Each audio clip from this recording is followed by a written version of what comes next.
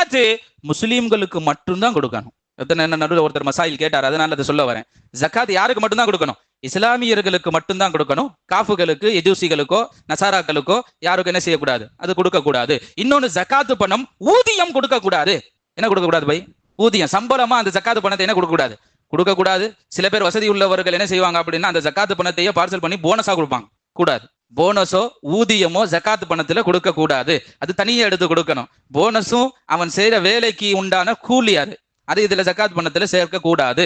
பள்ளிவாசல்களிலும் மதரசாக்களிலும் சொல்லப்படுகிறது, ஜகாத்து பணத்தை எடுத்து இமாம்களுக்கு சம்பளமாகவோ முஅத்தின்களுக்கு சம்பளமாகவோ கொடுக்க கூடாது. மசாயில் இருக்குது. மதரசாவினுடைய உஸ்தாதுமார்களுக்கோ உஸ்தாதுகளுக்கோ சம்பளமாக கொடுக்க கூடாது. அது ஏழை எளியோர்களுக்கு சேரப்போக்கூடிய அது இந்த பணமாகும் என்று சர்க்கார் ஆலம் ஸல்லல்லாஹு அலைஹி வஸல்லம் அவர்கள் கூறுகிறார்கள். இன்னொன்று, நிறைய பேர் சில மிஸ்டேக் பண்றாங்க. இந்த ஜகாத்து விஷயத்துல நிறைய பேர் இந்த புடவை வாங்கி கொடுக்கறதும் கைலி வாங்கி கொடுக்கறதும் தயவு செய்து இதை தவிர்த்துக்கிடுங்க.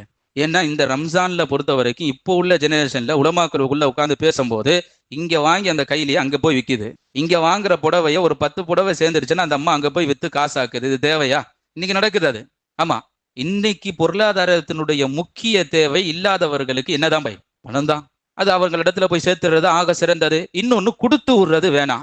ஸல்லல்லாஹு அலைஹி வஸல்லம் சொன்னாங்க, நீங்கள் கொடுக்கிற நபர் நீங்களே இருக்கிறது ஆக சிறந்தது. கொடுத்து விட வேணாம், நீங்களே இருப்பது ஆக சிறந்தது. இன்னொன்னு, கொடுக்கிற பொழுது இது ஜகாத்து பணம்னு சொல்லி கொடுக்கணும். இது ஜகாத்து பணம்னு சொல்லி கொடுக்கணும். இன்னொரு ஒரு முக்கியமான மசாயில், ஜகாத்து பணங்களை பள்ளிவாசலினுடைய பராமரிப்பினுடைய செலவிற்கோ பள்ளிவாசலினுடைய கஞ்சிக்கோ ஜகாத்து பணம் சஹர்னுடைய உணவியர்களுக்கோ கொடுக்கவே கூடாது. நிறைய பேர் ஜகாத்து பணத்தை வச்சு எங்க கொடுத்துருவாங்க?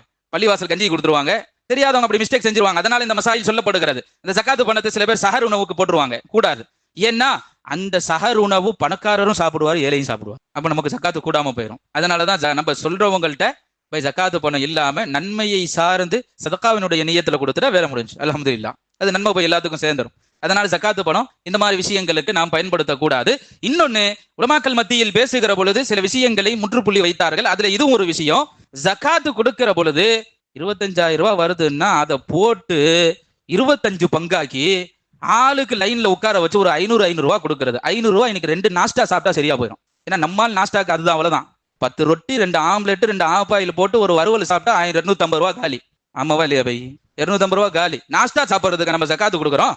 அவனுடைய நிலையை மாற்றுவதற்காக வேண்டி நம்ம ஜகாத்து கொடுக்கிறோம். அந்த நிலை அவருக்கு மாறணும். கடன்ல இருக்காரா, அந்த கடனை விட்டு அவர் வெளியே வரணும். ரொம்ப சிரமத்தில் இருக்கிறாரா, அந்த சிரமத்தில இருந்து அவர் வெளியே வரணும். சிக்கி தவிக்கிறாருன்னு தெரியுது, அதுல இருந்து வெளியே வர்றதுக்கு வேண்டிதான் ஜகாத்து. அந்த முஸ்லீம் பெருநாள் தொழுகையில உட்காரும் போது மன குளிர்ந்து உட்காரணும். அந்த இஸ்லாமியர் பெருநாள் தொழுகையில உட்காரும் போது மிகப்பெரிய ஒரு சிரமத்தை அல்லாஹ் என்னை விட்டு நீக்கிவிட்டான், கொடுத்த அந்த ஜகாத்து கொடுத்தவர்களுக்கு யா அல்லாஹ் பரக்க செய்வாயா, அந்த துவா வேணும் பை.